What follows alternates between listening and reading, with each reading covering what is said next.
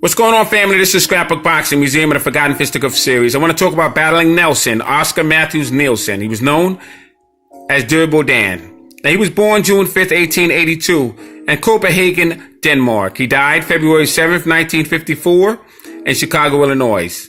Now, he stood 5 foot 7.5 and he weighed 120 to 142 pounds. He was managed by John Robinson, Ted Murphy, and Billy Nogan. Now, the thing with Battling Nelson, his fighting record is all over the place. I have about 50 record books, and at least 20 out of that 50 has different records of him. We're going to go with 61 wins, 30 losses, 25 draws, 40 knockouts, 34 no decisions, 1 no contest, and 32 exhibition bouts. Now, in 1896, he began boxing at the age of 14. He fought for the vacant lightweight championship with a victory over Jimmy Britt on December 20th, 1904. Now, he lost 20 rounds to Abe Patel. He would fight fighters such as Young Corbett II, Jack O'Neill, and the old master, Joe Gans. Jimmy Britt, Artie Sims, Aurelio Herrera, awesome fighter. Eddie Halen, Black Griffo. He entered into the Boxing Hall of Fame in 1957 and the International Boxing Hall of Fame in 1992. He would face Ad Wargas and Freddie Welch. Now, Welch, he fought in St. Louis and had a 12-round no decision. Cyclone Johnny Thompson, Kid Sullivan, he drew him in 6 rounds. Abe Patel, no decision in 6 rounds. George Kid Lavin, Detroit, exhibition 3 rounds. Terry McGovern, he had his wars with George Dixon. He fought him in Philadelphia, no decision in 6 rounds. He would also face George 1-round Hogan. Now, Nielsen married Fay King, who was a famous cartoonist in 1913, the year Benny Leonard would become the world lightweight champion. Fay King would paint a famous portrait of Barney Battling Nelson in 1911, the guide of National Yellowstone Park. 3 years later, Nelson and Fay would have a very public divorce. Now, Battling Nelson would die, unfortunately, on February 2nd, 1954 in Chicago, Illinois. Now, let's take a look at Battling Nelson's fight record. Now, here you have him born June 5th, 1882. There's some records saying that he was born June 3rd, 1884, and other dates. So we're going to stick with this particular record here. 1896, September 3rd, he would face Wallace Kid Hammond. He would knock him out in 1 round.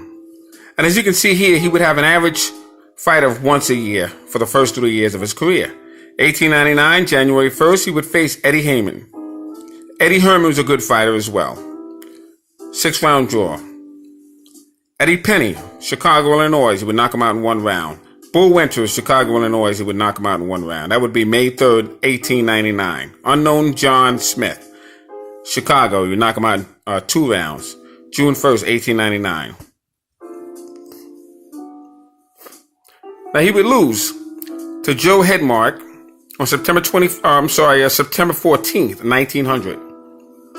He would lose to him in 6 rounds.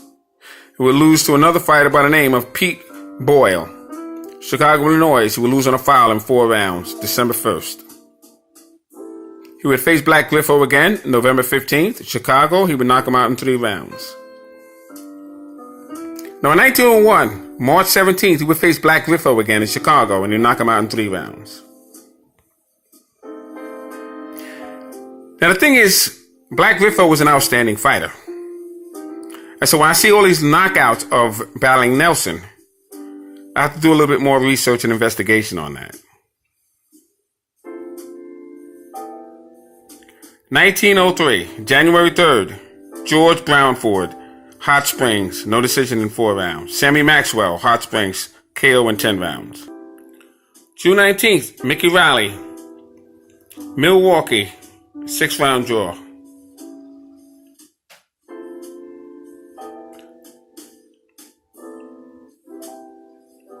1904, January 16th, he would face Art Sims, Milwaukee. He would knock him out in 3 rounds. Jack O'Neill, February 5th, 1904, Milwaukee. He would defeat him actually in 6 rounds. Spider Welch, April 6th, 1904, Salt Lake City. He would knock him out in the 16th round.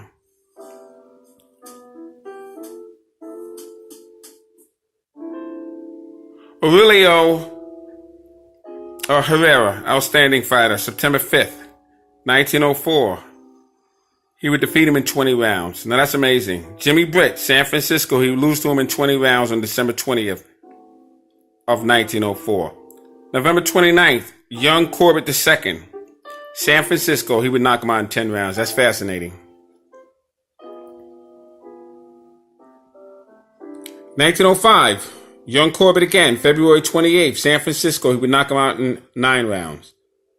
May 22nd, Abe Patel, Philadelphia, no decision in 6 rounds. Philadelphia was a state for boxing, I'll tell you. And when he fought Abe Patel, I have one of the greatest featherweight champions of all time, top 2. June 2nd, Kid Sullivan, Baltimore, 6-round draw. June 6th, Jack O'Neill, Philadelphia, no decision in 6 rounds. Jimmy Britt, September 9th, 1905, he would knock him out in 18 rounds.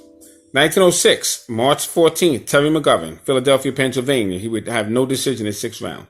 Now, September 3rd, Joe Gans, Goldfield, Nevada, he would lose to him on a 42nd round file. Lightweight title bout.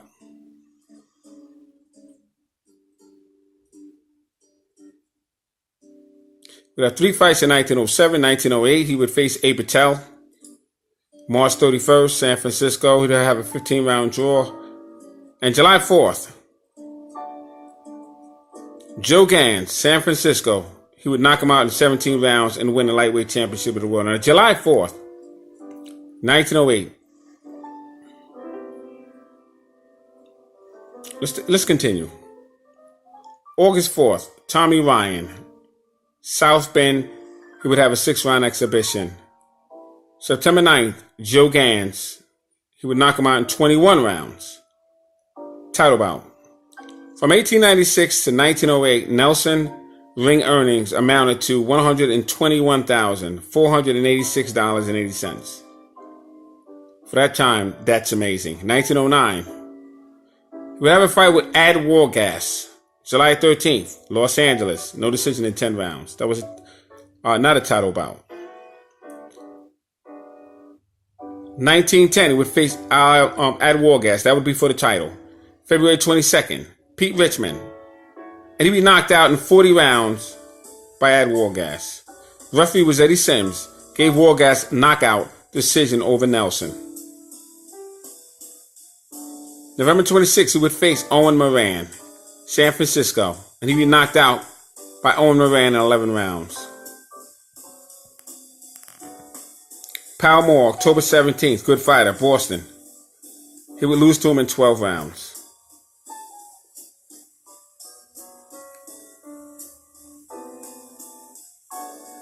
December 22nd, we face one-round Hogan in Brooklyn. No decision in 10 rounds. 1912, Tommy Oroki, Springfield, January 9th. No decision in 10 rounds. He would face Leech Cross, November 28th, New York. No decision in 10 rounds, 1912. Leech Cross was the fighting dentist.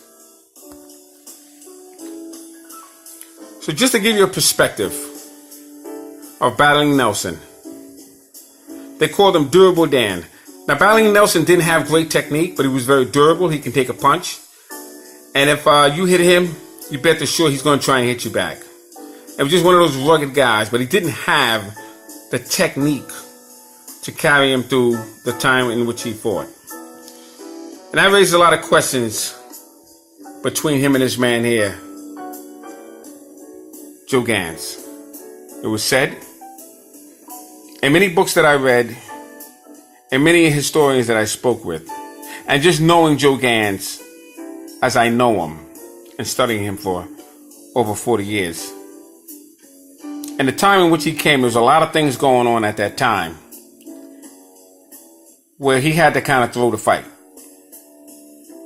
Now, I could see that happening because that was not uncommon at that time.